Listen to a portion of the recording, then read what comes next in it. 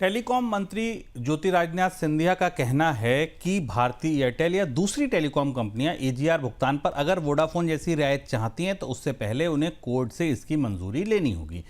एक समाचार पत्र को उन्होंने इंटरव्यू दिया, उसमें यह बयान दिया। वोडाफोन आइडिया को एजीआर पर सरकार से राहत मिलने पर भारतीय एयरटेल ने भी इस तरीके की राहत की मांग की थी। तो सर, फिर जाएंगी कंपनियां कोर्ट में?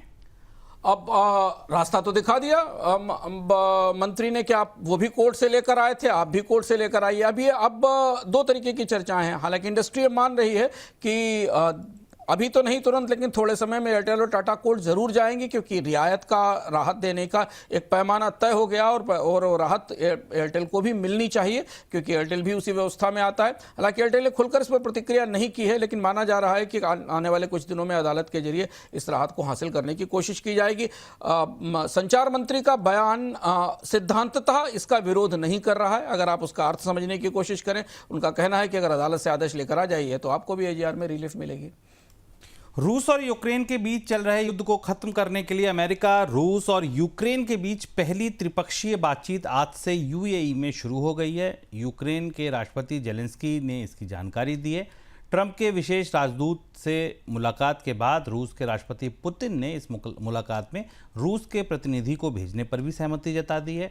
जेलेंस्की ने उम्मीद जताई है कि युद्ध को खत्म करने की दिशा में यह पहला कदम हो सकता है। तो सर, शांति की तरफ पहला प्रयास मान लिया जाए? एक और प्रयास कहा जा सकता, पहला प्रयास तो नहीं, क्योंकि इससे पहले 3-4 शांति वार्ताएं हो गई हैं। दोनों पक्षों ने, खासतौर से रूस ने जो टेरिटरी को लेकर, जो यूक्रेन का कब्जा किया हुआ हिस्सा है, उसे लेकर अपनी पोजीशन नहीं बदली है। लेकिन फिर एक बार कोशिश हुई है बर्फ पिघलाने की, बैठाने की, आपस में बातचीत करवाने की। लेकिन जब तक वो जो फार्मूला है कि क्या यूक्रेन को अपनी सॉवरेनिटी देनी पड़ेगी और जो जमीन कब्जा की है रूस ने, वो यूक्रेन छोड़ने को तैयार होगा, यह मुद्दा स्पष्ट नहीं है। लेकिन एक बार फिर माहौल शांत करने की और बातचीत करने की कोशिश की गई है। लोगों की निगाहें इस पर है। हालांकि यूरोप इस बातचीत को लेकर कितना सक्रिय हो पाएगा, क्योंकि यूरोप इस समय उस जवाब की तैयारी कर रहा है जो उसे अगले कुछ दिनों में डोनाल्ड ट्रंप को ग्रीनलैंड को लेकर देना है, और जिसके लिए ब्रसेल्स में बैठकों के दौर जारी हैं। तो चलिए, ये था हमारा आज का बोनस पॉइंट। पूरी उम्मीद है आपको पसंद आया होगा। और चलते चलते एक जानकारी, एक बात आपको दोबारा याद दिला दें, वो है बजट से जुड़े हमारे वेबिनार को। देखिए, अब हम जब आपसे मंगलवार को मिलेंगे तब हम बजट का काउंटडाउन शुरू कर चुके होंगे। सिर्फ 3-4 दिन का समय बचेगा। हम बजट के अलग अलग हिस्सों पर चर्चा करना शुरू कर देंगे।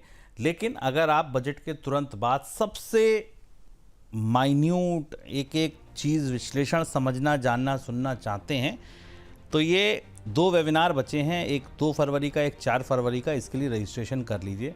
ये चेहरे जो आपको दिख रहे हैं ये तो होंगे, और इनके अलावा कई और चेहरे ऐसे होंगे जो इन वेबिनार्स में आके आपके समस्याओं का समाधान करेंगे। चेहरे और बदलेंगे क्यों? क्योंकि जो बजट में आएगा उसके विशेषज्ञ को भी हम लेकर आएंगे। मान लीजिए क्रिप्टो पर कोई बड़ा डिसीजन आ गया तो क्रिप्टो का एक्सपर्ट मिलेगा।